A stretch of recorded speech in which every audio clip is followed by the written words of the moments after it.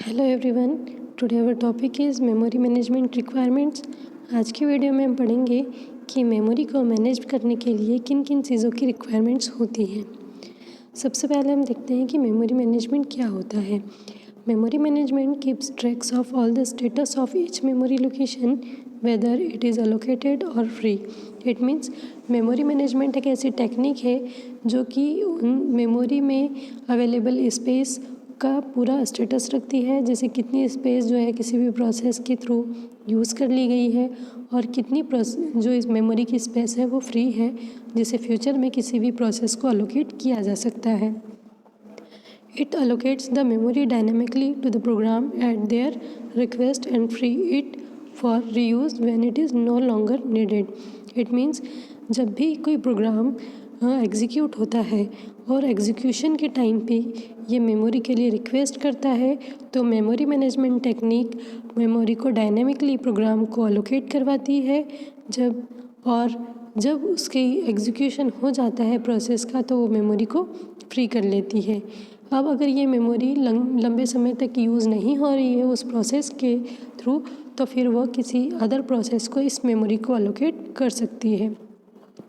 It means यहाँ पर क्या हो रहा है कि मेमोरी को किसी भी प्रोसेस को पहले से एलोकेट नहीं किया जा रहा है। जब भी कोई प्रोसेस एग्जीक्यूशन के टाइम पर मेमोरी की रिक्वायरमेंट होती है, तो उसको मेमोरी को अलोकेट कर दिया जाता है।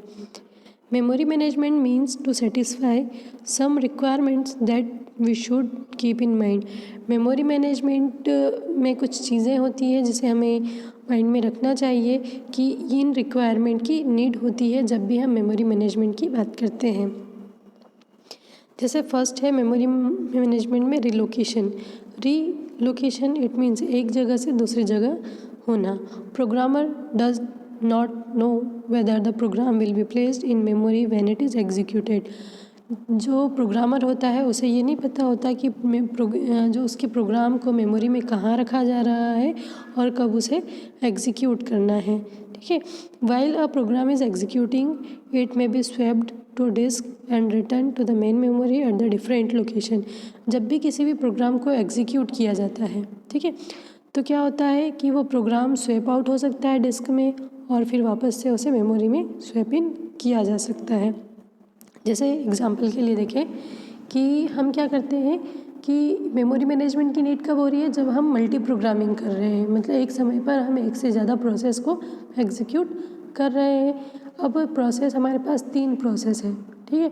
अब प्रोसेस 1 एग्जीक्यूट हो रही है तो उससे रिलेटेड पेज हमारी मेन मेमोरी में लोड है और कुछ पेज ऐसे हैं जो कि प्रोसेस P1 के नहीं हैं, तो वो पेजेस क्या होंगे, नीड नहीं है। और प्रोसेस P1 को जिन पेजेस की नीड है वो सेकेंडरी स्टोरेज डिवाइस में है, इट मीन्स डिस्क में है।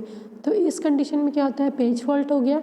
अब पेज फॉल्ट हो गया तो हम क्या करेंगे, स्वैपिंग की प्रोसेस करेंगे कि जो प्रोसेस P1 की नहीं है, P2, P3 किसी की भी हो सकती है, तो उसकी अभी नीड नहीं है, तो उस प्रोसेस को डिस्क में हमने क्या कर दिया, स्वैप आउट कर दिया और जिस पेज की हमें ज़रूरत है उसको मेन मेमोरी में हमने लोड कर लिया। अब ये पेज जो था मेन मेमोरी में फ्रेम नंबर 5 में रखा हुआ था, ठीक है। अब इसे स्वैप आउट कर दिया गया, डिस्क में कर दिया गया। अब जब प्रोसेस P2 एग्जीक्यूट हो रही है तो हमें उस पेज की नीड है जो कि अभी स्वैप आउट की गई है, तो अब हम क्या करेंगे, उस पेज को वापस से मेन मेमोरी में लोड करेंगे। तो अब क्या होगा कि वो प्रोसेस मान लो पहले फ्रेम नंबर 5 में थी, तो अब ज़रूरी नहीं है कि जब वो वापस से मेन मेमोरी में लोड हो तो वो फ्रेम नंबर 5 में ही हो सकता है वो फ्रेम नंबर 11 में भी हो, मतलब डिफरेंट लोकेशन हो सकती है। तो ये कंडीशन क्या कहलाती है, रिलोकेशन। मतलब एक पेज को स्वैप आउट करने के बाद अगर हम वापस से स्वैप इन करते हैं तो ज़रूरी नहीं है कि मेन मेमोरी में उसे वही प्लेस मिले, उसे मेमोरी में दूसरी प्लेस भी मिल सकती है, दूसरी लोकेशन भी मिल सकती है।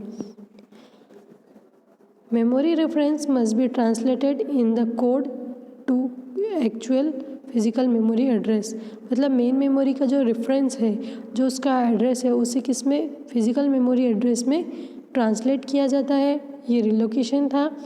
फिर नेक्स्ट हम इसे डायग्राम के थ्रू समझे कि ये मेमोरी है जिसमें मेमोरी कंटेनर्स मेमोरी एलोकेट की गई है, प्रोसेस कंट्रोल ब्लॉक को, प्रोग्राम को, डेटा को एंड स्टैक को। प्रोसेस कंट्रोल ब्लॉक इन्फॉर्मेशन में क्या होता है, किसी भी प्रोसेस की इन्फॉर्मेशन होती है कि प्रोसेस मल्टीपल प्रोसेस चल रही हैं, तो कौन सी प्रोसेस रेडी क्यू में है, कौन सी वेटिंग स्टेट में है, कौन सी रनिंग स्टेट में, ये सारी इन्फॉर्मेशन प्रोसेस कंट्रोल ब्लॉक में होती है।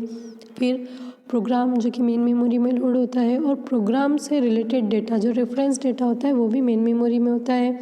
इसके बाद स्टैक जहाँ पर प्रोसेस होती है। तो ये था addressing requirement for a process. It means किसी भी प्रोसेस के लिए किस तरीके से एड्रेसिंग की रिक्वायरमेंट हो रही है। ठीक है, अब नेक्स्ट है जो नेक्स्ट रिक्वायरमेंट है मेमोरी की, वो है प्रोटेक्शन। प्रोटेक्शन किसी भी, जैसे कि हम देखते हैं कि जब भी हम क्या कर रहे हैं, मल्टी प्रोग्रामिंग पे वर्क कर रहे हैं, तो किसी भी प्रोसेस को प्रोटेक्ट करना बहुत ज़्यादा ज़रूरी होता है। Process should not be able to reference memory location in other process.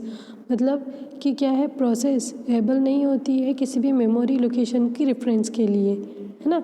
दूसरी प्रोसेस को विदाउट एनी परमिशन, वो किसी भी परमिशन के बगैर एक प्रोसेस किसी भी दूसरी प्रोसेस की मेमोरी का रेफरेंस नहीं देती है।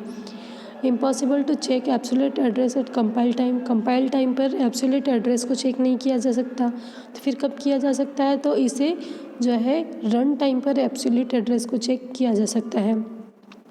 Memory protection requirement must be satisfy by the processor rather than the operating system. मतलब मेमोरी मैनेजमेंट में जो प्रोटेक्शन की रिक्वायरमेंट है उसे एक हार्डवेयर के थ्रू, इट मीन्स प्रोसेसर के थ्रू फुलफ़िल किया जाता है, ना कि ऑपरेटिंग सिस्टम के थ्रू। ओवरऑल मेमोरी की प्रोटेक्शन की रिस्पॉन्सिबिलिटी प्रोसेसर की होती है, ऑपरेटिंग सिस्टम की नहीं होती है। Operating system can not anticipate all the memory reference और प्रोग्राम विल मेक। जो भी प्रोग्राम बनने जा रहा है उसके मेमोरी रेफरेंस के लिए जो है ऑपरेटिंग सिस्टम कोई पार्टिसिपेशन नहीं करता है। ये ओवरऑल वर्क किसका होता है, प्रोसेसर का होता है। Next is sharing. Allow several process to access the same portion of memory. It means क्या होगा कि सब प्रोसेस क्या कर सकती है, मेमोरी के सेम पोर्शन को यूज़ कर सकती है। जैसे किसी ने उसी पोर्शन में अपना कोई पेज लोड कर दिया है कि अब उस पेज को अगर मल्टीपल प्रोसेस में यूज़ किया जा सकता है तो वो इसके लिए परमिशन प्रोवाइड करते हैं। ठीक है, better to allow each process access to the same copy of the program rather than have their own separate copy. अब मान लिया जाए कि जैसे प्रोग्राम्स होते हैं, प्रोग्राम्स को हमने किस में डिवाइड कर दिया, पेजेस में। यही पेजेस जो है पेज नंबर प्रोसेस 1 में, 2 में और 3 में भी यूज़ किए जा सकते हैं। तो ये इसकी परमिशन प्रोवाइड करता है कि उस पेजेस की सेम कॉपी को वो एक्सेस कर सकते हैं। ये ज़रूरी नहीं है कि किसी प्रोसेस को अगर उसी ही पेज की ज़रूरत है तो वो अपनी एक सेपरेट कॉपी बनाए, इसकी कोई ज़्यादा ज़रूरत नहीं होती। ये क्या कर सकते हैं, उसी पेज की कॉपी को शेयर कर सकते हैं। ये मेमोरी मैनेजमेंट की रिक्वायरमेंट, क्योंकि मान लिया जाए अगर हर पेज को सेम ही पेज है लेकिन हर प्रोसेस अगर इंडिविजुअल रखेगी तो मेमोरी में भी वो ज़्यादा स्पेस को लेगी, इसलिए क्या कर सकते हैं, ये शेयरिंग को कर सकते हैं। नेक्स्ट है logical organization. Program are written in modules. यहाँ पर हम देखें लॉजिकल ऑर्गेनाइजेशन कैसा होता है किसी भी प्रोग्राम का, कि उस प्रोग्राम को किस में मॉड्यूल के रूप में हम लिख सकते हैं। Module can be written and compiled independently.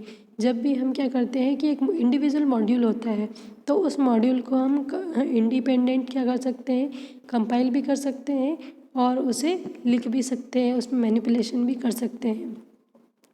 Different degree of protection given to module. और हर मॉड्यूल को अलग अलग तरीके का प्रोटेक्शन दिया जाता है।